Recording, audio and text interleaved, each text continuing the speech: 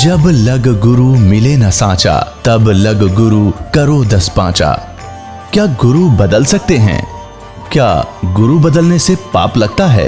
अध्यात्म के इस मैदान में आखिर सही गुरु कौन है? गीता जी में वर्णित तत्वदर्शी संत कौन है? इन सभी प्रश्नों के उत्तर जानने के लिए अवश्य सुनिए जगत गुरु तत्वदर्शी संत रामपाल जी महाराज के मंगल प्रवचन। जैसे इसको खूब दिखता होगा पर उसने दिखता कती नहीं। तो ये दिखे थे विद्वान संस्कृत भाषा बोला करते, हमने देखे सोचा कि मैं ऋषि हैं, इन्हें घोट रखी है, पुराण सारे संस्कृत बोल रहे हैं। आज देखा वेदों और गीता के बारे में इनको कह का पता नहीं था। इन विद्वानों को, मंडलेश्वरों को, महर्षियों को।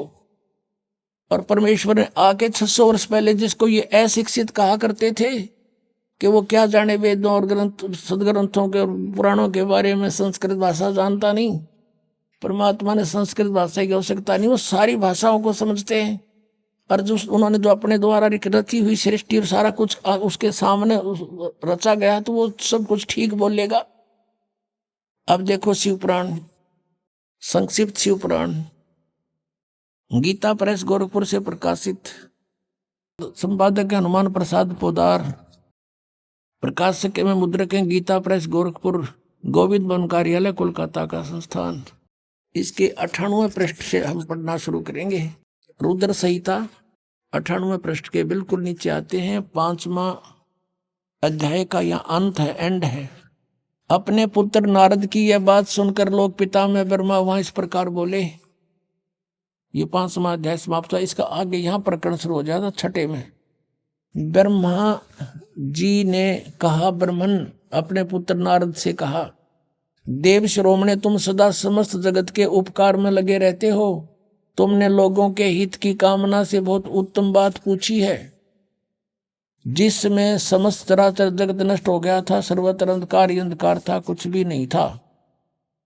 उस समय तत् सद ब्रह्म, इस श्रुति में जो सत सुना जाता है एकमात्र वही शेष था। ये 99वें पृष्ठ पे पढ़ा पाना। अब 100 पृष्ठ पे आते हैं। ये 100 पृष्ठ पे है, यहाँ नीचे आते हैं। जिस परब्रह्म के विषय में ज्ञान और अज्ञान पूर्ण उक्तियों द्वारा इस प्रकार विकल्प किए जाते हैं। अब ब्रह्मा जी का ज्ञान सुन लो। कुछ ज्ञान, कुछ झूठा, कुछ सच्चा, यानी ज्ञान अज्ञान दोनों के विषय जो हमने सुना है वो बता रहा हूँ। उसने कुछ काल के बाद द्वितीय की इच्छा प्रकट की। उसके भीतर एक से अनेक होने के संकल्प उदित हुए। तब उस निराकार परमात्मा ने अपनी लीला शक्ति से अपने लिए मूर्ति की कल्पना की। ये कहे निराकार हो ब्रह्म, और फिर कहते हो मूर्ति बन गया। वो छुपा रहता है। गीता जी अध्याय नंबर 7 के श्लोक 24-25 में ये काल बोल रहा। गीता कहता मैं अपनी योग माया से छुपा रहता हूँ, सबके सामने नहीं आता। तो ये क्या करता, अपने कभी शिव के रूप में, अपने पुत्र के रूप में, कभी किसी को ब्रह्मा के रूप में दर्शन देता है। अब यहाँ ब्रह्मा इसीलिए कह रहा है कि वो तब उस निराकार परमात्मा ने अपनी लीला शक्ति से अपने लिए मूर्ति की कल्पना की। वो आकार में आया, क्या बना? जो मूर्ति रहित परम ब्रह्म है, ये ब्रह्म को परम ब्रह्म बोल रहा है, उसी की मूर्ति भगवान सदाशिव है। ये काल जो है सदाशिव रूप में प्रकट हो गया। अर्वाचीन और प्राचीन विद्वान उन्हीं को ईश्वर कहते हैं। एक उस समय एकाएक ही रहकर स्वेच्छानुसार विहार करने वाले उन सदाशिव ने अपने विग्रह से स्वयं ही एक स्वरूप भूता शक्ति की सृष्टि की, यानी अपने शरीर से एक स्त्री निकाली। ये न्यू कहना चाह रहा है ब्रह्मा। जबकि आपने सृष्टि रचना के अंदर परमेश्वर के द्वारा बताई यथार्थ ज्ञान सुना हुआ है, वो सच्चाई है। उसका कुछ मिलता जुलता ज्ञान ये दे रहा है। उनके अपने श्रेयंग से वो कभी अलग होने वाली नहीं थी। उस पराशक्ति को प्रधान प्रकृति गुणवती माया बुद्धि तत्व की जननी तथा विकार रहित बताया गया है। दुर्गा को प्रकृति भी कहते हैं, प्रधान भी कहते हैं। अब याद रखना, गीता जी के 14वें अध्याय के अंदर उत्पत्ति बताएंगे जो ब्रह्मा और विष्णु जी की। ये प्रधान और प्रकृति दुर्गा के लिए कहा है। यहाँ देखना, वह शक्ति अंबिका कही गई है। उसी को प्रकृति, सर्वेश्वरी, त्रिदेव जननी, नित्ता और मूल कारण भी कहते हैं। त्रिदेव जननी, ओह, तीनों भगवानों, तीनों देवताओं की, ब्रह्मा विष्णु महेश की माता। परमात्मा ने कहा है अब मैं तुमसे कहूं चिताई, त्रिदेवन की उत्पत्ति भाई 600 वर्ष पहले आज से, और यही आज यानी पुराणों में विद्यमान है। त्रिदेव जननी नित्या मूल कारण भी कहते हैं, सदाशिव द्वारा प्रकट की गई उस शक्ति की 8 भुजाएं हैं। कति क्लियर कंसेप्ट हो गया। नाना प्रकार के आभूषण उसके अंगों की शोभा बढ़ाते हैं। वह देवी नाना प्रकार की गतियों से संपन्न और अनेक प्रकार के अस्त्र शस्त्र धारण करती है। वो एकाएकनी होने पर भी वह माया संयोग वसात अनेक हो जाती है। जैसे इस दुर्गा ने 3 रूप धारण किए थे, सावित्री, लक्ष्मी और पार्वती का, और समुद्र में छुप गई थी, अलग भी रही थी। ये एक सिद्धि बहुचोल्य धारा एक सिद्धि होती है। और वे जो सदाशिव हैं उनको परम पुरुष ईश्वर, शिव, शंभु और महेश्वर कहते हैं। ये काल की डेफिनेशन बताई जा रही है, यहां देखना, यहां क्लियर हो जाएगा 101 पृष्ठ पे। यहां देखना, वे अपने सारे अंगों पर भस्म रमाए रहते हैं। उन काल रूपी ब्रह्म ने, सदाशिव कहो, काल रूपी ब्रह्म कहो, एक समय शक्ति के साथ, नाथ नहीं, शक्ति सहित यानी दुर्गा के साथ शिवलोक नामक क्षेत्र का निर्माण किया था। उस उत्तम क्षेत्र को काशी कहते हैं। वह परम निर्वाण या मोक्ष का स्थान है, जो सबके ऊपर विराजमान है। वे प्रिय और प्रियतम शक्ति और शिव जो परमानंद स्वरूप है, उस मनोरम क्षेत्र में नित्य निवास करते हैं। शक्ति और शिव यानी काल और दुर्गा, यो सदाशिव काल, काल रूपी ब्रह्म, और दुर्गा शक्ति। काशीपुरी परमानंद स्वरूपणी है। मुने शिव और शिवा ने, काल रूपी ब्रह्म और दुर्गा ने प्रलय काल में भी कभी उस क्षेत्र को अपने सानिध्य से मुक्त नहीं किया है। देव से एक समय उस आनंद वन में रमण करते हुए शिवा और शिव के मन में यह इच्छा हुई कि कोई बालक बच्चा पैदा करें। ये दुर्गा और काल के मन में आई कि दूसरे पुरुष की सृष्टि करनी चाहिए, यानी कोई संतान उत्पत्ति करें। जिस पर यह सृष्टि संचालन का महान भार रखकर हम दोनों केवल काशी में रहकर स्वेच्छानुसार विचरें और निर्वाण धारण करें, ऐसा निश्चय करके शक्ति सहित सर्वव्यापी परमेश्वर शिव ने अपने वाम भाग के 10वें अंग पर अमृत मल दिया, यानी पति पत्नी व्यवहार किया। फिर तो वहां से एक पुरुष प्रकट हुआ, एक बालक का जन्म हुआ। देखना 102 पृष्ठ पे।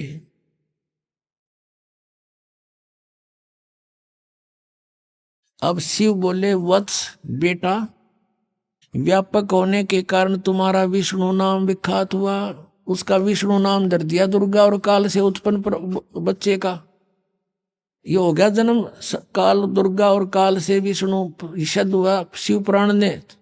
और ये 5500 वर्ष पहले की लिखी हुई पुस्तक है, आज की नहीं। अब यहाँ देखना, ये 6वां अध्याय समाप्त हो गया। अब 7वें में क्या लिखा है? ब्रह्मा जी कहते हैं देवर से, तत्पश्चात कल्याणकारी परमेश्वर सांब सदाशिव ने पूर्ववत प्रयत्न करके जैसे विष्णु को जन्म दिया, उत्पन्न किया, मुझे भी अपने दाहिने अंग से उत्पन्न किया। अपनात्मा,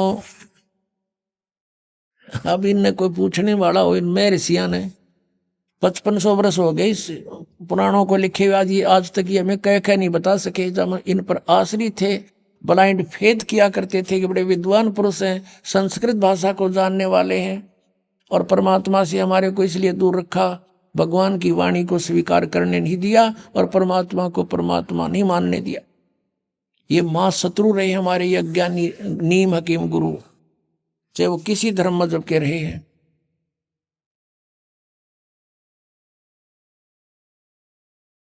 अब यहां पर अब 2 तो सिद्ध हो गए कि दुर्गा और काल से शिव और ब्रह्मा जी की, विष्णु जी और ब्रह्मा जी की उत्पत्ति तो स्पष्ट होगी, कंसेप्ट क्लियर हो गया। अब रह गया शिव। अब यहाँ ये विचलित हो गया अनुवाद करता कि यहाँ प्रकरण चल रहा है जन्म उनके उत्पत्ति का, तो विष्णु मूल संस्कृत में विद्वान है, मूल पाठ में। यहाँ उसने सोचा विष्णु शिव जी से शिव की उत्पत्ति कैसे लिखूं, हाथ कांप गए। अब लेकिन कहते हैं चोर चुरावे तुमड़ी गाड्डे पानी में, वो गाड्डे हुआ ऊपर आवनो सच्चाई छनी ना। अब दिखाता हूं आपको विद्वेश्वर संहिता पृष्ठ नंबर 24, 25, 26 पे। एक समय ब्रह्मा और विष्णु जी का इस बात पर झगड़ा हो गया। ब्रह्मा जी कहते मैं, विष्णु जी को कहते मैं तेरा बाप, और विष्णु जी कहते मैं तेरा बाप। अब यू इनको ऐसा भ्रम क्यों हुआ? क्योंकि काल ने प्रतिज्ञा कर रखी है कि मैं अपने वास्तविक शरीर रूप में कभी किसी को दर्शन नहीं दूंगा।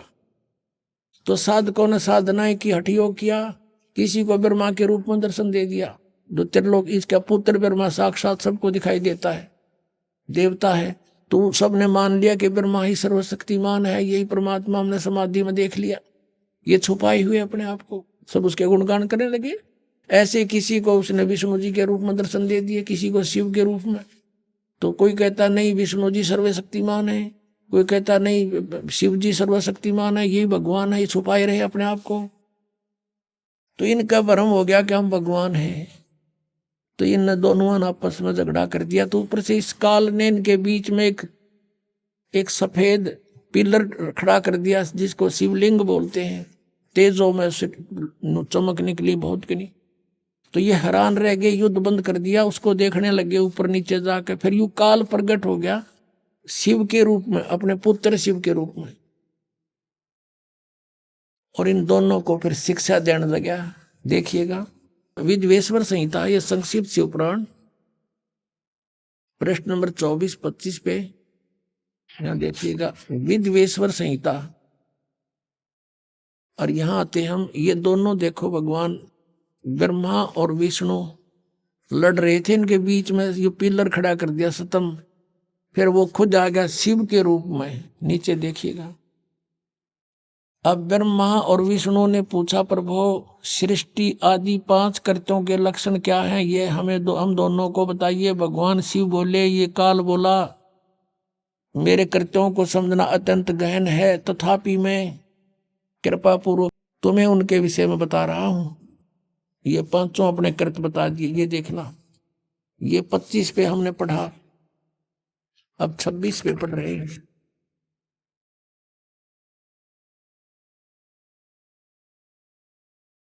पुत्रों, अब ये काल कहता है ब्रह्मा और विष्णु जी को, पुत्रों तुम दोनों ने तपस्या करके प्रसन्न हुए मुझ परमेश्वर से सृष्टि और सतीथि नामक 2 कृत्य प्राप्त किए हैं। तुमने, तुम्हारे को जो एक विभाग दिया है वो मैंने दिया, पर तुमने पहले तपस्या की, तप के बदले में दिए हैं। ये दोनों तुम्हें बहुत प्रिय हैं। इसी प्रकार मेरी विभूति स्वरूप रुद्र और महेश्वर ने, ये मैं नहीं, अन्य 2 अन्य उत्तम कृत्य संहार और तिरोभाव मुझसे प्राप्त किए हैं। अब देखो 4 हो गए। ये 2 तो ये हो गए तुम दोनों ने, ब्रह्मा और विष्णु जी, और रुद्र और महेश्वर, और बोलने वाला 5वां सिद्ध हो गया, ये भी इनका पुत्र है। अब पुण्यात्माओं,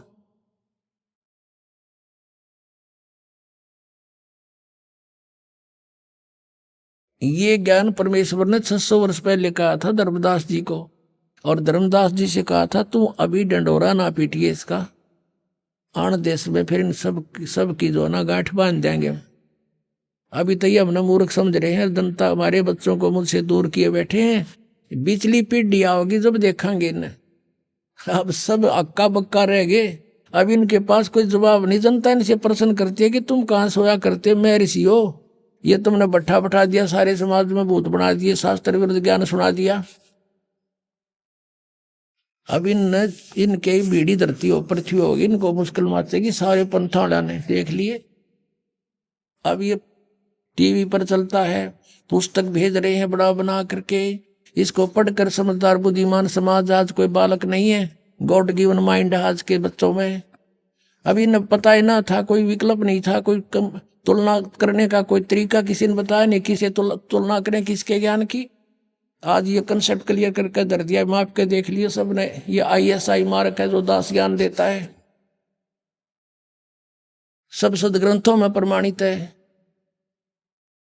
अब वो पूछ रहे हैं उन गुरुओं से, उनको मुश्किल माच रही है और बुद्धिमान लोग भाग भाग करा रहे हैं।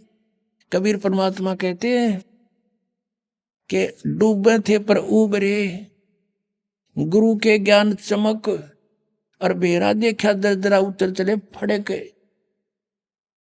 कबीर परमात्मा हमें समझाना चाहते हैं, मूर्ख गुरु के पीछे लाग रहे हो, और जब सतगुरु का ज्ञान सुना देखा है तो डूबोएगा हमने। कि पहले बेड़े हुआ करते नौका के स्थान पर फ्लोटिंग, जो है ना, एक फ्लोटिंग बना लिया करते, पूरा लंबा चौड़ा लकड़ी इसका सूखा, और उसको ऊपर फूस फास के ऊपर डाल लेते थे लकड़ ऊंचे ऊंचे, तो वो बेड़ा बोला करते, बेड़ा। और उस बेड़े के ऊपर बैठ के पार करा करते दरिया को, बहुत पुराने समय का वो है। तो कहते हैं, परमात्मा कहते हैं कि जब तुम्हें संत मिल जावे सच्चा गुरु, तो इस तरह जंप लगा जाना उस डूबने वाले बेड़े ते, भाग लेना। कैसे कि डूबे थे पर उबरे, गुरु के ज्ञान चमक, गुरु के ज्ञान को देखकर ऐसे चमक गए नो, एकदम चौकस हो गए, चौकन्ने हुए कि किसी ने बता दे नो, देख डूबेगा, ये टूटा पड़ा बेड़ा तुम्हारा, आ जाइए, ये बिल्कुल ठीक है, इस पर आ जाओ फटाफट। तो कहते हैं, यूं देख कर अपने बेड़े को, टूटे हुए को, एकदम फड़क के कूद गए दूसरे पे, एक सेकंड की भी विचार नहीं करे, डूबे इस पर। तो क्या बताते हैं कि जब तुम्हें ये ज्ञान होगा कि जो ज्ञान तुम्हें प्राप्त है वो डुबोने वाला है, तो ऐसे वहां से तुरंत भागना पड़ेगा, जैसे एकदम जंप लगा कर जान बचाने वाली बात होती है। तो कबीर परमात्मा कहते हैं, बेरा देखा डूबे थे पर उबरे, गुरु के ज्ञान चमक, चमक माने नो चौकस हो गए, एकदम चमक का पड़ा करें। और भेड़ा देखा जरजरा, यानी टूटा फूटा, तो नाश डुबोएगा। तो उतर चले फड़क, फड़क के जैसे कोई पशु के पास में जाकर हॉर्न बजा दे, वो एकदम फड़क के भाग गया करे। कहते नो फड़क के कूद गए दूसरे बेड़े पे, यानी ऐसे गुरु को बदल लेना चाहिए। उस नकली गुरुओं को इस तरह तुरंत त्याग देना पड़ेगा आपको, जान बचाने के लिए। अब आपको दिखा दिया ये कि ब्रह्मा विष्णु महेश के कोई माता पिता नहीं, और इनके इतिहास में, इनकी जीवनी में लिखा है इनके माता पिता हैं। और जो ये पांचवा कौन है, ये ब्रह्म है, यही गीता का ज्ञान दे रहा है। देखिएगा फिर शिव पुराण, ये वही शिव पुराण है, गीता प्रेस गोरखपुर से प्रकाशित। अब हम उसको पढ़ रहे हैं, 26 पृष्ठ पे आप पढ़ रहे हो, विद्वेश्वर संहिता। अब हम यहां आगे थे पढ़ते पढ़ते कि पुत्रों, तुम दोनों ने तपस्या करके प्रसन्न हुए मुझ परमेश्वर से सृष्टि और सतीथि नामक 2 कृत प्राप्त किए हैं। ये दोनों तुम्हें बहुत प्रिय हैं। इसी प्रकार मेरी विभूति स्वरूप, मेरे स्वरूप में ये मेरे जैसे शरीर वाले रुद्र और महेश में भी ने भी 2 उत्तम कृत संहार और तिरोभाव मुझ से प्राप्त किए हैं। तो इसका मतलब हो गया, ये पांचवा कौन है, ये ब्रह्म है, काल है, काल रूपी ब्रह्म है। ये यहाँ ये क्या कहता है कि मैंने पूर्व काल में अपने स्वरूप भूत मंत्र का उपदेश किया है, जो ओंकार के रूप में प्रसिद्ध है। वही महामंगलकारी मंत्र है। सबसे पहले मेरे मुख से ओंकार, ओम प्रकट हुआ, जो मेरे स्वरूप का बोध कराने वाला है। ओंकार वाचक है, मैं वाच्य हूं। ये मंत्र मेरा स्वरूप ही है। प्रतिदिन ओंकार का निरंतर स्मरण करने से मेरा ही सदा सिमरण होता है। तो ओम का जाप ब्रह्म का है, काल का है। मेरे उत्तरवर्ती मुख से अकार का, पश्चिम मुख से उकार का, दक्षिण मुख से मकार का, पूर्ववर्ती मुख से बिंदु का तथा मध्यवर्ती मुख से नाद का प्राकट्य हुआ है। यानी 5 अवय हैं इसमें, अकार, उकार और मकार और बिंदु और नाद। इन 5 से मिलकर ये ओम बना है। प्रणव, प्रणव बोलते हैं इसको, प्रणव। इस प्रकार 5 अवयों से, 5 अंगों से युक्त ओंकार का विस्तार हुआ। इन सभी अवयों से एकीभूत होकर यह प्रणव ओम नामक एक अक्षर हो गया। ओम इति एकाक्षरम ब्रह्म विहारण माम अनुसमरण यह प्रयाति तदंदेहम स याति परमाम गतिम। गीता जी के अध्याय नंबर 8 के श्लोक 13 में गीता का ज्ञान ये ब्रह्म ही दे रहा है, इति सिद्धम। वो कह रहा मेरा एक ओम अक्षर है, नथिंग एल्स। और यहाँ जो इन्होंने नकलियान बना रखा है ना, ओम नमः शिवाय, ये 5 अक्षर का मंत्र है। ये ओम नमः शिवाय कोई मंत्र नहीं है मूल पाठ में। ये अनुवाद करता कि अपनी अड़ंगा अड़ाया हुआ है, इसलिए ये गोट लिया ओम नमः शिवाय, ओम नमः शिवाय। अरे तो सीधा ओम मंत्र बता रहा है, नथिंग एल्स। अपने आत्मा एक तो ये शब्द हो गया कि गीता जी का ज्ञान ये काल रूपी ब्रह्म ही बोल रहा था। ये यहाँ भी कह रहा है मेरा ओम मंत्र है, ये ब्रह्मा विष्णु महेश का पिता है, दुर्गा इनकी माता, इति सिद्धम। और ये तीनों नासवान है, ये दिखाते हैं आपको। जन्म है तो मृत्यु भी होगी इनकी। श्री देवी पुराण देखिए, गीता प्रेस गोरखपुर से प्रकाशित, संपादक है हनुमान प्रसाद पोदार चिमनलाल गोस्वामी। ये गीता प्रेस गोरखपुर से प्रकाशित है। अब देखिएगा इसके 123 पृष्ठ पे तीसरा स्कंद। अब भगवान विष्णु अपनी माता दुर्गा की स्तुति करते हुए बोले, तुम शुद्ध स्वरूपा हो, ये सारा संसार तुम्ही से उद्भासित हो रहा है।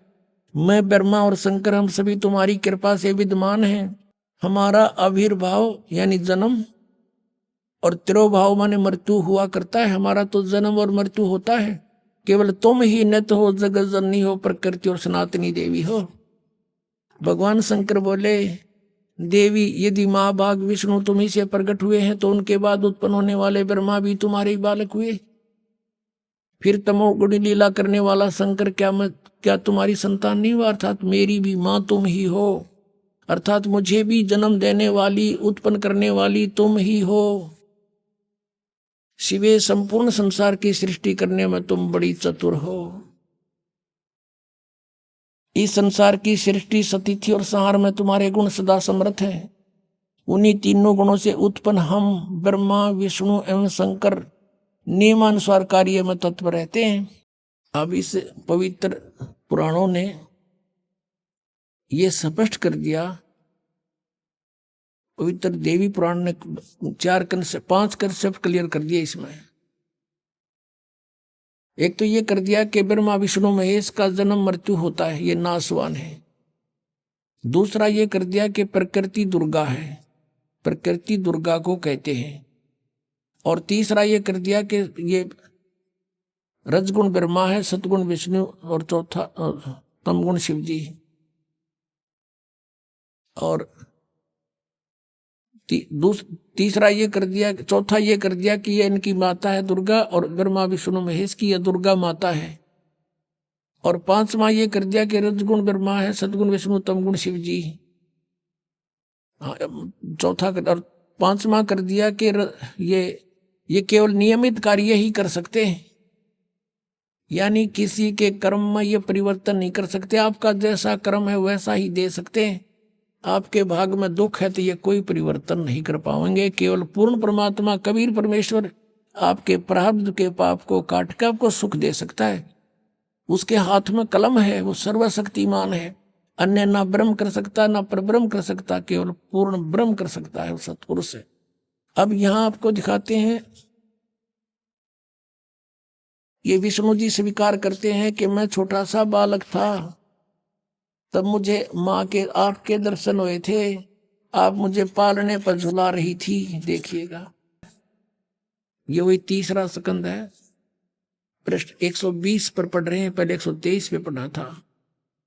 संक्षिप्त देवी पूरा भागवत। अब विष्णु जी कह रहे हैं ये वे ही दिवांगना हैं, ये वही देवी हैं जिनके प्रलय वर्ण में, यानी जब जल ही जल था, सारा पानी ही पानी था, मुझे दर्शन हुए थे। उस समय मैं बालक रूप में था। विष्णु जी बता रहे हैं मेरा याद आ गया, माँ देखी थी मैंने कभी, और मुझे पालने में झुला रही थी। वट वृक्ष पत्थर पर एक सुदृढ़ सैया बिछी थी, उस पर लेट कर मैं पैर के अंगूठों को अपने कमल जैसे मुख में लेकर चूस रहा था। अपने आत्माओं परमात्मा कहा करते, निरंजन धन तेरा दरबार, निरंजन धन तेरा दरबार, जहाँ पर तनिक ना न्याय विचार, जहाँ पर तनिक ना न्याय विचार।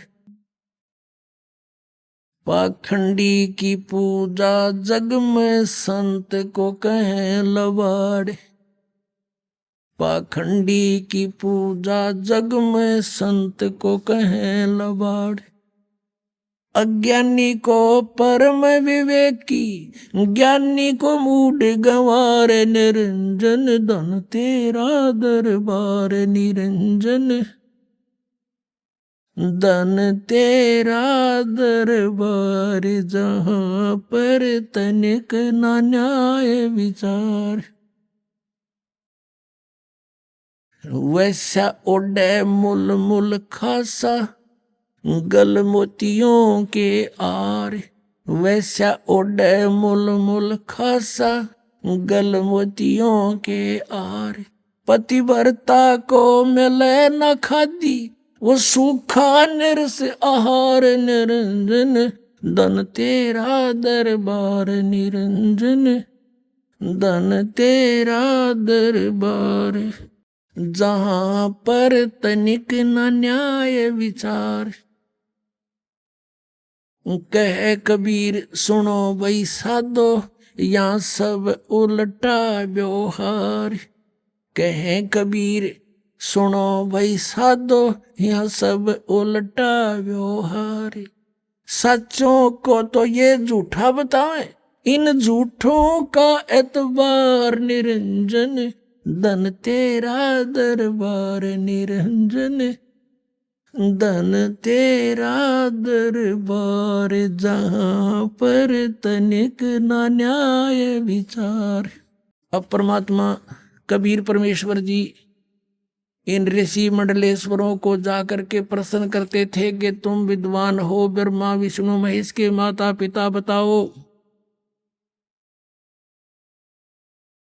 तब वो कहा करते थे, इनके कोई माता पिता नहीं, अजरो अमर सर्वेश्वर सब ब्रह्मांडों के मालिक कुल मालिक यही है।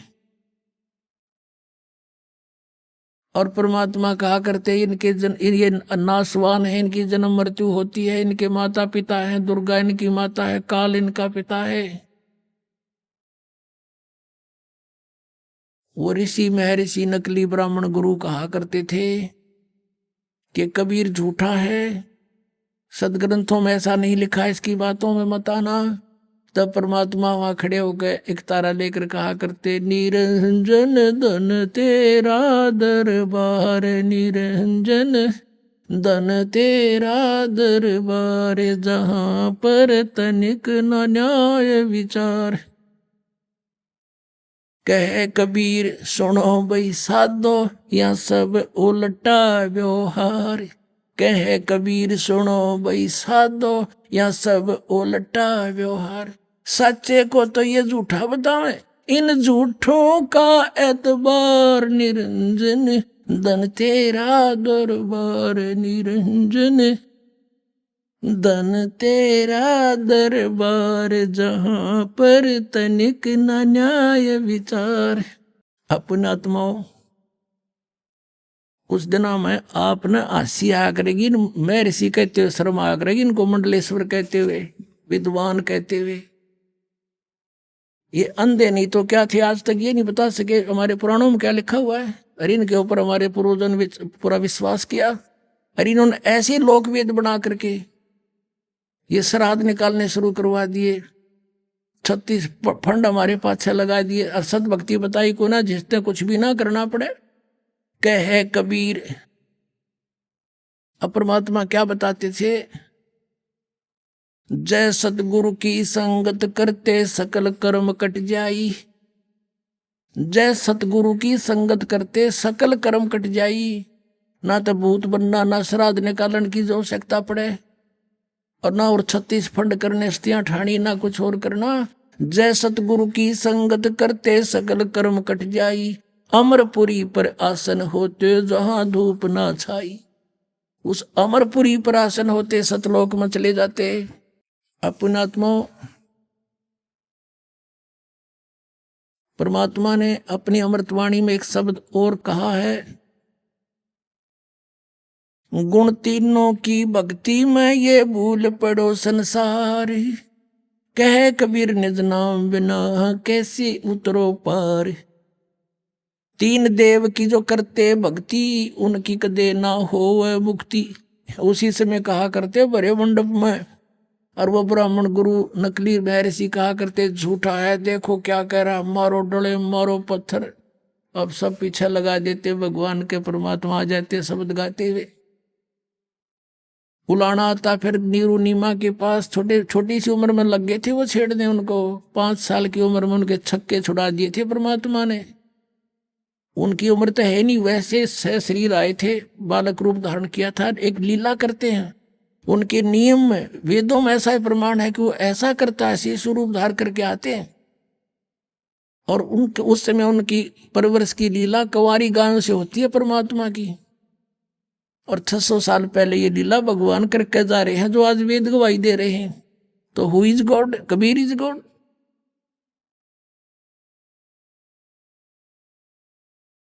पुण्यात्माओं, आपका सौभाग्य है कि आपको इस बिचली पीढ़ी के समय मनुष्य जीवन प्राप्त है, और उससे भी सौभाग्य आपको ये मार्ग मिल गया किसी भी तरीके से, चाहे कोई दुखी आया, चाहे कोई वैसे परमात्मा की चाह में आया, किसी प्रकार भी यहाँ पर आ गया, वो रंग गया इस रंग में, ये सत्कर मान लेना। और देखो कितना अच्छा मौसम है, सर्दी तो खूब है, लेकिन परमात्मा ने भी घाट निकाल रखी। नीचे अपने बच्चा गद्दे बिछा रखे, 3-3 किलो की रजाई उड़ा रखी। और सुनो जानते वाले की अमर कथा आज तक कदे सुनी भी कोई ना सपने में। 3-3 घंटे तो हम फिल्म देखे 4 दिन में आँख पढ़ के, और 3-3 फिल्म देख लिया करते एक दिन एक रात में। 100 रुपये लाग रहे, सारी देखांगे, अब न वो माल दिखा था। अरे पुणात्मा, ये अमृत वचन कदे सपने में भी ना सुने थे, और नो तो कदे सोच भी नहीं सकते थे अमृत ज्ञान हमें मिलेगा। वो खजानाज खोल दिया भगवान ने, लूट लो लूटा जाता है, लूट सको तो लूट लो, यू राम नाम की लूट, पीछे फिर पछताओगे प्राण जाएंगे छूट। अब परमात्मा ने ये शब्द बोला कि 3 देव की जो करते भक्ति उनकी कदे ना हो मुक्ति। गुण तीनों की भक्ति में ये भूल पड़ो संसार, कह कबीर निज नाम बिना कैसे उतरे पार। परमात्मा को ऐसे शिक्षित कहा करते थे, और सब वेदों और पुराणों का निष्कर्ष अपने अमृतवाणी में उन्होंने लिखा हुआ है। तीनों गुण की भक्ति, रजगुण ब्रह्मा, सदगुण विष्णु, तम गुण शिव जी। अब ये बात सीधी समझ में ना आवे, इन पुराणों से आएगी, आपको दिखाते हैं। पुण्यात्माओं, हम एक रोजगार प्राप्ति के लिए अपने बच्चों को अब कितना प्रेरित करते हैं। कॉलेज या स्कूल में जाते हैं, वहाँ भी 8 घंटे 6 घंटे पढ़ कर आते हैं। आते ही फिर कहते ट्यूशन पर जाओ बेटा बेटी, और वो फिर ट्यूशन पर जाते हैं। फिर कहते होमवर्क करो अपना बैठकर, तब कितना 2 रोटी का साधन बनता है 12 वर्ष पढ़कर। और हमने वो कल्याण करवाना, परमात्मा पाना, उसके लिए समय निकालना पड़ेगा आप जी को, और वही निकालेंगे जो इस बात से परिचित हो जाएंगे। जैसे किसान फसल बोता है, और ये हरियाणा पंजाब राजस्थान का ये क्षेत्र, और ये जनवरी और फरवरी और दिसंबर का महीना किसान खेतों में गेहूं बीज देता है। हमने देखा, हमारे अमरदास का भी जन्म किसान परिवार में हुआ। वहाँ देखा करते थे, हम बालक से थे, हम तो रजाई भी ओढ़ लेते और ऊपर खेस भी डाल लेते जब हमारे पिताजी निकल कर जाते थे खेतों में। रात्रि के समय खेतों में नहर का जल, सिंचाई के लिए जल देने के लिए, उस समय शीत लहर चलती, छोटी छोटी कभी फुहार भी आ जाती, लेकिन किसान वापस कदम नहीं हटाता। इतनी अंधेरी रात में कांटे भी लग जाते हैं, नमूनिया भी हो सकता है, कुछ भी हो सकता है, कोई हिंसक पशु भी सामने टकरा सकता है, लेकिन वो पीछे नहीं हटते। वो उस सिंचाई को करके ही आते हैं रात्रि में, उनको पता है यदि आज चूक किया तो फिर 10-15 दिन में नहर का पानी उपलब्ध होगा और ये फसल सूख जाएगी, मेरे बालक भूखे मरेंगे, मैं भी भूखा मरूंगा। तो वो व्यक्ति इस काम को कर सकता है। इतने कठिन कार्य को आम व्यक्ति नहीं कर सकता, जिसको ज्ञान नहीं, जो परिचित नहीं उस प्रोसेस से। तो पुण्यात्माओं, इस प्रोसेस से जो परिचित हो जाएगा वो ये कठिन परिश्रम करेगा। ये कठिन नहीं है। परमात्मा के पाने के लिए तो देखा आपने, शेख फरीद ने उल्टे लटके तप करे राज त्यागे, और यहाँ तो रजाई ओढ़ के भगवान की कथाएं तो सुननी है। ये कठिन परिश्रम किए है। तो इसलिए आप जी को इतना ये दास चाहता है, इतना तैयार कर दूं, आप उल्टे नहीं हटो, इस आप करके छोड़ो इस काम को, इस जीवन का लक्ष्य पूरा करो। इसलिए ये ज्ञान आपके अंदर फीड किया जाता है। ये ज्ञान आपको टेकन नहीं देगा, फिर देख लेना। और ये ज्ञान ही लास्ट में आधार हो जाए। क्यों 10-5 वर्ष में सारे ढीले हो लेंगे। ये जो आज 25-30 साल के हैं, 50-40 वर्ष के 20 साल में, 60 साल के 65 साल के और इनकी लागी गर्दन नलन फिर ने सब दिख जाएगा कि बाड़ा कुछ नहीं। और स्पीड तो भक्ति करो चलो सतलोक में। और वैसे ज्ञान होने के बाद बच्चे बचपन से ही ज्यादा, छोटी आयु के ज्यादा लगन लगाते हैं। तो अब सभी के लिए एक सुअवसर खुल गया है। बालक भी भक्ति कर सकते हैं, युवा भी कर सकते हैं, और बुजुर्गान कति अपना स्थान निकट दिखाई देगा अब कि ठीक है बच्चे, जो काम था हमारा अपना पूरा हुआ, लेकिन यूं भी तो काम आवश्यक रहेगा। जो जरूरी था उसका एरियर निकालना बुढ़ा ने और तगड़े होकर करनी भक्ति। तो अब आपको तो इसमें थोड़ा बहुत समय ज्यादा भी सत्संग में लग जाए तो खुशी मनाना। पुण्यात्माओं को तो ऐसी उमंग उठनी चाहिए कि आगे के प्रसंग होगा, और कितनी बार सुन ले इस कथा को उतनी प्यारी लगनी चाहिए आपको। जैसे स्वस्थ व्यक्ति सुबह भी खाना खाता है, शाम को भी खाता है, उतना ही स्वादिष्ट लगता है। और ये जो अस्वस्थ हो जाता है उसको फिर शाम को रुचि नहीं बनती, तो समझो बीमार हो लिया। तो इसी प्रकार ये आत्मा जब जिनकी पाप कर्मों का, ज्ञान का बुखार जिनका जबर हट गया, तो उनको भूख लगी रहती है। किसी दिन भी सुबह भी सत्संग उतना ही प्यारा लगना चाहिए, शाम को भी उतना ही प्यारा लगता है, तो आप स्वस्थ हो। अन्यथा आपके ऊपर फिर से कोई पाप कर्म का दबाव बन गया है। तो जैसे बुखार युक्त व्यक्ति को, जबर युक्त व्यक्ति को भूख नहीं लगती, मीठी रोटी भी कड़वी लगती है, किसमस भी कड़वी लगती है, मनुखा दाख सेब संतरे भी कड़वे लगते हैं। तो उसका ट्रीटमेंट क्या है? कड़वी कैप्सूल खाने पड़ेंगे। मलेरिया हो गया किसी को तो वह कड़वी गोली खानी पड़ेगी, फांके मारने पड़ेंगे, ना चाहते हुए भी खानी पड़ेगी, तब वो रोग उसी से कटेगा। फिर देखना वो रोटी स्वाद लगेगी। ऐसे ही ये सत्संग के वचन वो कुनीन भी साथ ही काम करते हैं। किसी को अरुचि होती है तो भी समझ लेना कि वो गड़बड़ है आज, तो इसको रुचि और रुचि से सुनना चाहिए, ना चाहते हुए भी सुनते ही रहना चाहिए। कुछ देर में अपने आप एकदम आपके अंदर रुचि जागृत होगी। अब आपको दिखाते हैं तीनों देव की जो करते भक्ति, उनकी कदे ना हो मुक्ति। 600 वर्ष पहले भगवान कह के गए कबीर जी, और आज हमारी गीता जी बता रही है ये कि इन तीनों देवताओं की भक्ति किस टाइप के आदमी करते हैं। देखो पहले ये सिद्ध करते हैं गुण किसे कहते हैं। मार्कंडेय पुराण है, संक्षिप्त मार्कंडेय पुराण, गीता प्रेस गोरखपुर से प्रकाशित है। इसके भी 123 पृष्ठ पर आपको दिखाते हैं।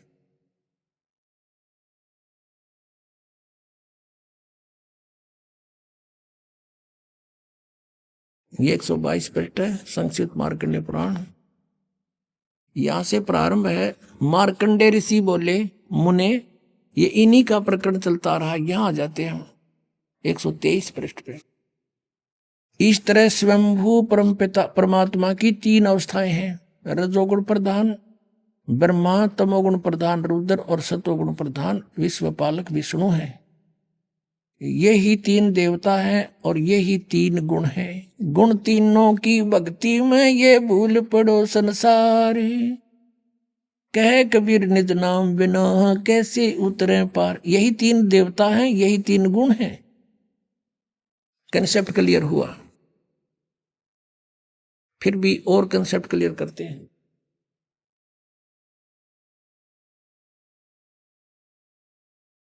एक संस्कृत सहित है श्रीमद देवी भागवत, अथ देवी भागवतम सभाष्टिकम सहमात्यम, खेमरा श्री कृष्ण दास प्रकाशन बंबई।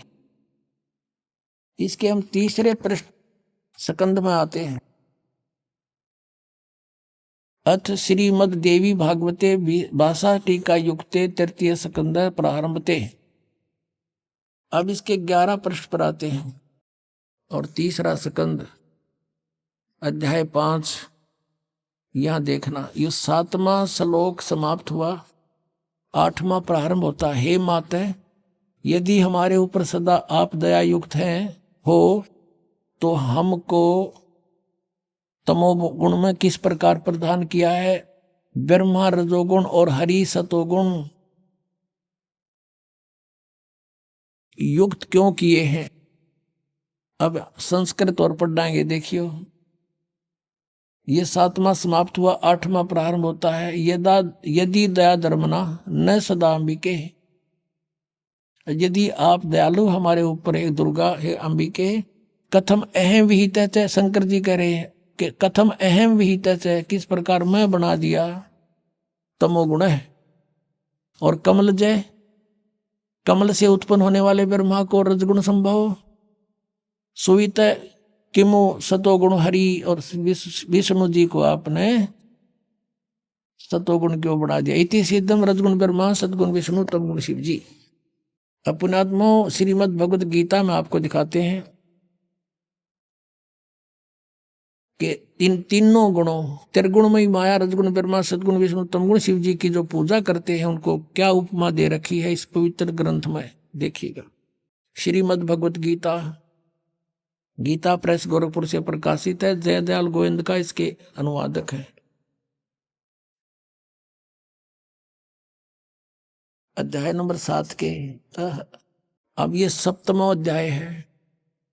इसमें गीता ज्ञानदाता कहता है कि पार्थ, अनन्य प्रेम से मुझ में आसक्तित मेरे प्राण होकर योग में लगा हुआ, जिस प्रकार से संपूर्ण विभूति बल ऐश्वर्य युक्त गुणों युक्त सबके आत्म रूप समग्र यानी पूर्ण रूप से मुझको संशय रहित जानेगा, उसको सुन। इतने सा ज्ञान सुना दूंगा जो तुम मुझे अच्छी तरह समझ जाए, मैं क्या हूँ, मेरी क्या स्थिति है। अब दूसरे में क्या कहता है कि मैं तेरे लिए इस विज्ञान से तत्व ज्ञान को पूर्णतः कहूंगा, जिसको यू तत्व ज्ञान नहीं है, इस ज्ञान को असीधा है। जानकर संसार में फिर कुछ भी जानने योग्य शेष नहीं रह जाता।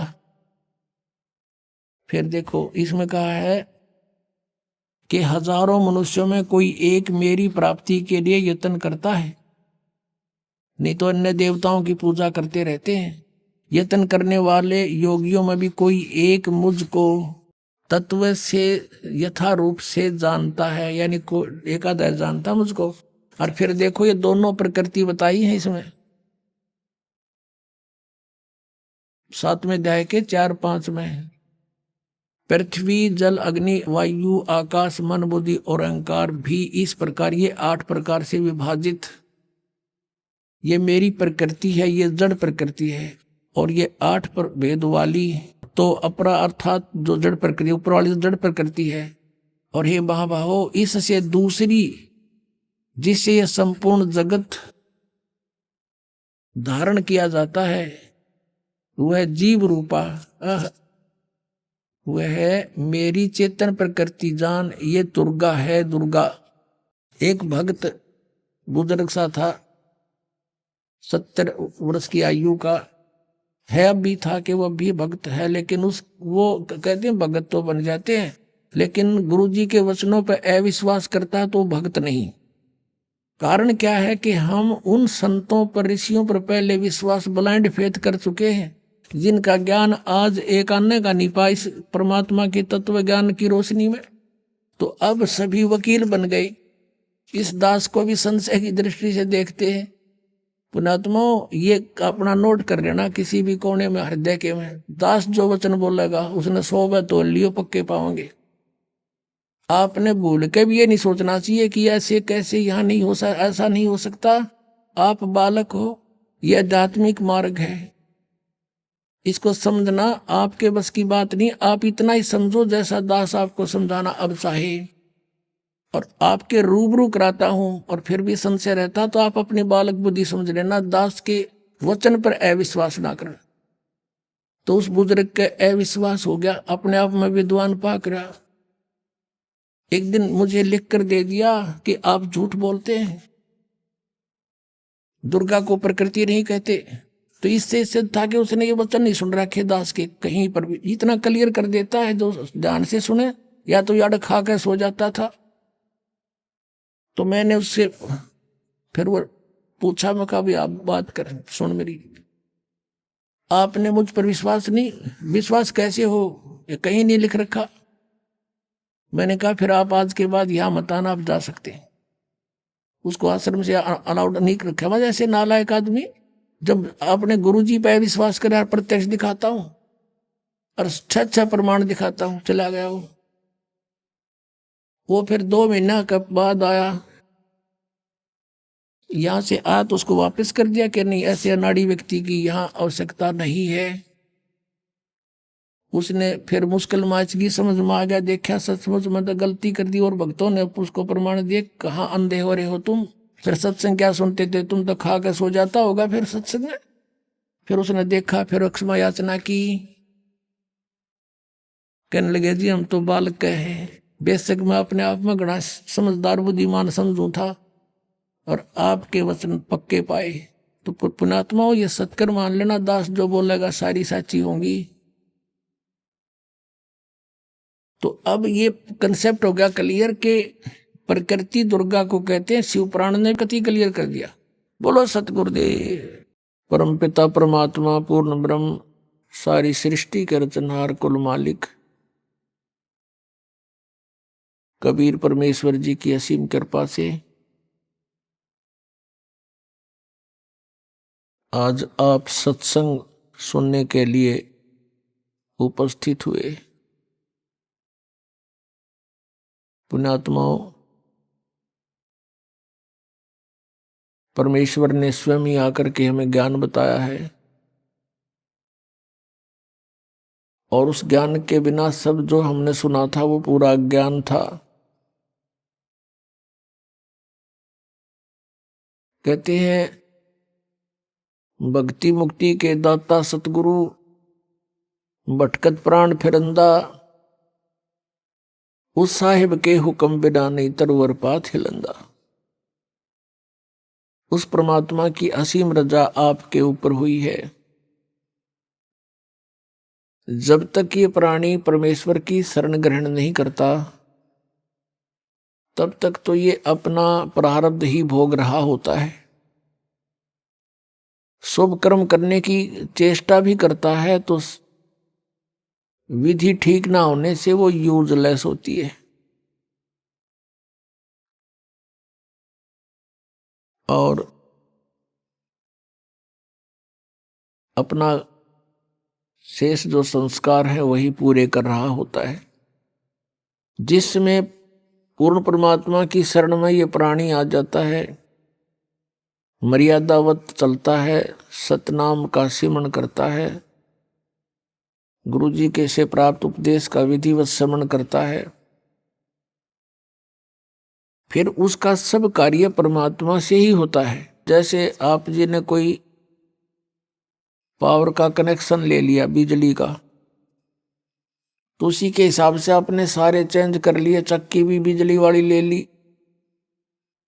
पशुओं का जो चारा काटने वाली मशीन भी बिजली से चलेगी, हैंडपंप भी बिजली से, और आटा पीसन की चक्की भी बिजली से। तो फिर आपका सारा कार्य पावर से ही हो रहा है। तो ऐसे ही जब आपको एक कनेक्शन मिल जाता है तो आपके सब क्रियाएं बदल जाती हैं। परमात्मा का कनेक्शन जब आपको प्राप्त हो जाता है, शरण मिल जाती है, तो आपके सभी कार्य उस परमात्मा की पावर से ही होते हैं। या कहते हैं भक्ति मुक्ति के दाता सतगुरु, भटकत प्राणी फिरंदा, उस साहिब के हुक्म बिना नहीं तरवर पात हिलंदा। उपदेश ग्रहण करके, और फिर प्राणी भटकता है इधर उधर, मन को स्थिर नहीं करके कित और जाता है, किसी संतों के पास जाता है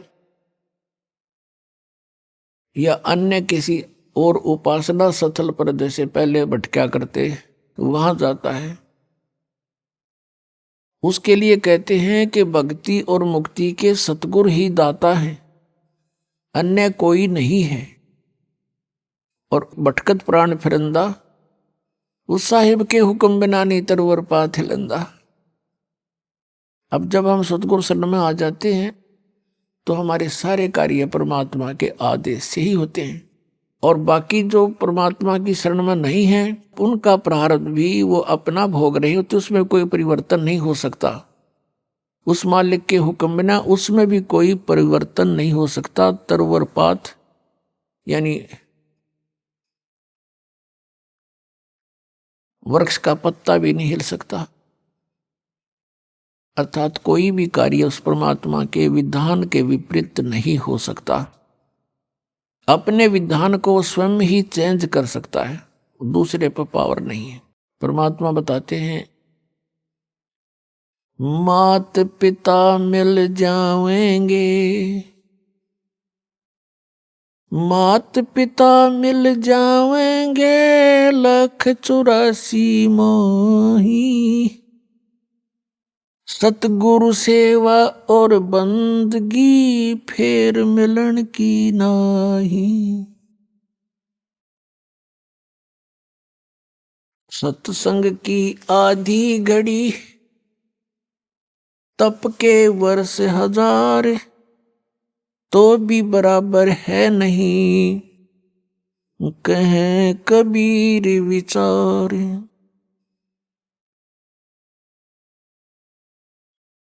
परमात्मा हमें याद दिलाते हैं कि तुम मनुष्य जीवन प्राप्त करके परमात्मा की प्राप्ति के लिए कोशिश करते हो। वो पुण्यात्मा जो पिछले भी जन्मों में मनुष्य शरीर धारण किए हुए थे। आइए अब हम उन श्रद्धालुओं के अनुभव जानते हैं जो जगत गुरु तत्वदर्शी संत रामपाल जी महाराज जी से दीक्षा प्राप्त कर चुके हैं तथा उनके द्वारा बताए गए भक्ति मार्ग पर चल रहे हैं। नमस्कार सर। नमस्कार सर जी। क्या नाम है आपका? मेरा नाम राजू दास है। राजू जी, आप कहाँ से हैं? घर नानपुर, थाना नानपुर, जिला सीतामढ़ी, बिहार से हैं जी। राजू जी, संत रामपाल जी महाराज से नाम दीक्षा आपने कब ली? सर जी ऐसा है, जो 2014 में मैं 7वां महीना में नाम लिया। राजू जी, आपने क्या क्या भक्ति साधनाएं की? सर जी मैं सतपाल जी महाराज का 5-6 साल भक्ति किया, बहुत दिन। फिर करते करते ना मुझे परेशानी आने लगा, बवासीर की बीमारी हो गई। मैं दवाई खाते खाते तंग था। मैं सोचा करता था कि भक्ति भी कर रहे हैं फिर भी हमें दुख है, दुख ठीक क्यों नहीं होता है। मैं पैसे का भी सेवा किया करता था और शरीर रूप से भी सेवा किया करता था महात्मा जी सबका, समझे। फिर भी हमको आसान नहीं होता था। फिर मन में होता था कि ये भक्ति करते हैं फिर भी मुझे आराम नहीं। तो मैं सोचा कि दवाई खाते खाते बवासीर से मैं तंग था, सोचा करता था कि दवाई खा के मर जाऊंगा। ऐसे करते करते मैं सोचता था कहीं सोचो दवाई भी खाऊं, कहीं मैं नहीं मरा, मुझे कोई परेशानी आ जाएगा तो और घिनना बात हो जाएगा। फिर मैं सोच के करता था चलो कुछ न कुछ तो करेंगे। फिर मैंने एक साथी मिला मेरा, बोला चलो गुड़गांव। हम गए तो वहाँ एक मोहन जी भगत थे, वहाँ का झांसी का, एक डब्लू भगत थे। तो उनके गर्दन में लॉकेट देखा, मेरे भी सतपाल जी महाराज का लॉकेट था। तो मैं बोला भाई ये क्या है, कौन है आपके? तो बोला गुरु जी हमारे हैं। हम बोले ये भी संत जी है, चलो चाय पी के आते हैं, हम भी मिस्त्री आप भी मिस्त्री। तो गए, उनका शांत स्वभाव देखा और वो चाय पिए। फिर उसने बोला भगत जी, हम बोले जी सर जी हमको दवाई लेके आना है गुड़गांव से, जो मैं जाऊँ 5 बज गया जी, आधा एक घंटा लगेगा चले आएंगे। बोला आपको क्या है? हम लोग बवासीर है। बोला भक्ति भी करते हो और दुख भी है। ओके है भाई, कैसा आदमी है? संत रामपाल जी महाराज जी को जो शिष्य था मोहनदास जी, तो भाई चलेंगे गुरु जी के पास। और वो सतपाल जी महाराज जी ने आशीर्वाद नहीं देते थे। वो बोला जो गुरु जी से आशीर्वाद लेना होगा तब ठीक होगा, पहले नाम दीक्षा लेना पड़ेगा। हमने कहा अच्छा आशीर्वाद देते हैं संत रामपाल जी महाराज जी ने? बोला संत रामपाल जी महाराज जी जब आशीर्वाद देंगे ना आपको कैसा भी दुख ठीक हो जाता है। हमने कहा भैया सही बात। और नशा पति भी बहुत में करते थे, बीड़ी शराब ये सब।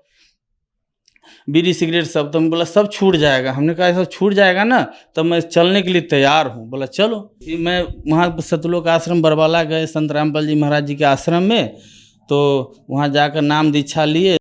राजू जी, अब आप लाभ के बारे में बताएं। संत रामपाल जी महाराज से नाम दीक्षा लेने के बाद आपको क्या क्या लाभ मिले? सर जी, लाभ तो इतने है जो क्या बताऊं, लेकिन सबसे पहले तो मेरा बवासीर का बीमारी ठीक हो गया और कमाई में मन नहीं लगता था। ज़्यादा ऊँच मिस्त्री का काम करता, ज़्यादा ऊँच चढ़ने का हिम्मत नहीं होता था। मैं नाम लेते ही आया तो मैं 3 मंजिल पर चढ़ गया। वो सब मेरा हिम्मत बढ़ा और भक्ति करने का जो मंत्र मिला ना, उससे मैं मंत्र किया तो मेरे को शरीर हल्का हो गया। तो मैं सोचा जब जरूर, और बवासीर मेरे को चल ही रहा था। 1 हफ्ता करते करते मेरा बवासीर भी खत्म हो गया और मन लगने लगा भक्ति में। उसके बाद मालिक की दया से धीरे धीरे सब लाभ होने लगे। फिर गांव में आए तो और भी लाभ हुए। फिर मेरा शादी जो हुए थे तो 3 लड़की हो गया था, लड़का था नहीं।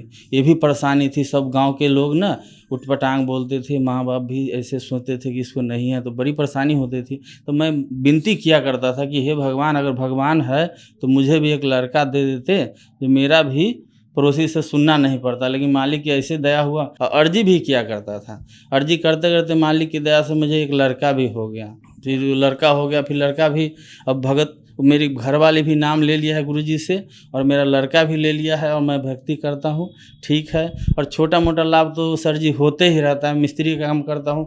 1-2 बार ना भाड़ा भी टूट गया, घर वाले भी उस पर चढ़े हुए थे, उसको भाड़ा टूटा तो मैं ऐसे खड़ा हो गया, गिरा। और सबसे पहले बात, मेरे पास मकान नहीं था। एक मेरे चाचा जी हैं, वो राजपूत परिवार से, तो बराबर कहते थे कि राजू घर बनाया कर, तेरे पास घर की कमी है। हम कहे हाँ चाचा घर की कमी है, लेकिन क्या करूँ, मेरे पास जुगाड़ नहीं है। तो वो कहते थे कि बनाना पड़ेगा। मेरे पिताजी को बार बार कहते थे घर बनाइए, घर बनाइए।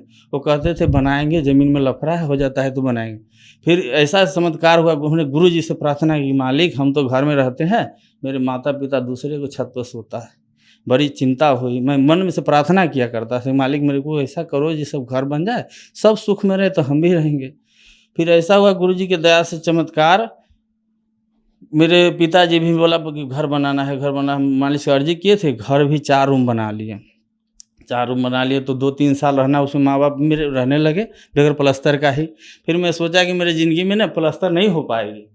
फिर गुरुजी के ऐसा चमत्कार हुआ इसी दिसंबर में भगत जी, कि घर का जो देखिएगा प्लस्तर व्लस्तर सब कर दिए, टेंट पेंट सब हो गया। देख के लोग जो भी जाता है रास्ते से एक जगह देखता है कि बढ़िया पेंट है और मकान है, डिजाइन है। सब परमात्मा के दया, संत रामपाल जी महाराज जी के दया से ही हुआ है भगत। और नशा में भांग गांजा ये सब बहुत पिया करता था।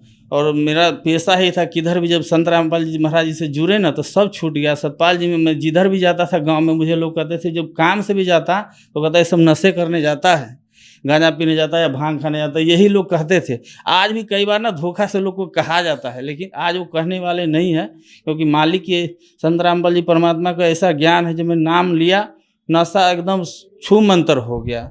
यहाँ तक तम्बाकू तक छूते भी नहीं है, बीड़ी को दूर से ही बदबू हो जाती है, कोई लोग पीता है तो। इतनी शक्ति है परमात्मा संत रामपाल जी महाराज जी में। राजू जी, संत रामपाल जी महाराज से नाम दीक्षा लेने के बाद आपको बहुत सारे लाभ मिले। जो दर्शक आज आपको टीवी पर देख रहे हैं और वो भी संत रामपाल जी महाराज से नाम दीक्षा लेना चाहते हैं तो कैसे ले सकते हैं? सर जी ऐसा है, आज तो परमात्मा ने रजा बकस रखी है। बहुत चैनल पर सत्संग आता है, भगत आत्मा देख सकते हैं। और अपना उसमें पीली पट्टी चलती, उस पर फ़ोन नंबर भी है। अपने जिस क्षेत्र में वहाँ पर नामदान केंद्र है, पूछ के अपना जा सकते हैं और नाम दीक्षा ले सकते हैं परमात्मा संत रामपाल जी महाराज जी से। धन्यवाद सर। सत्संग।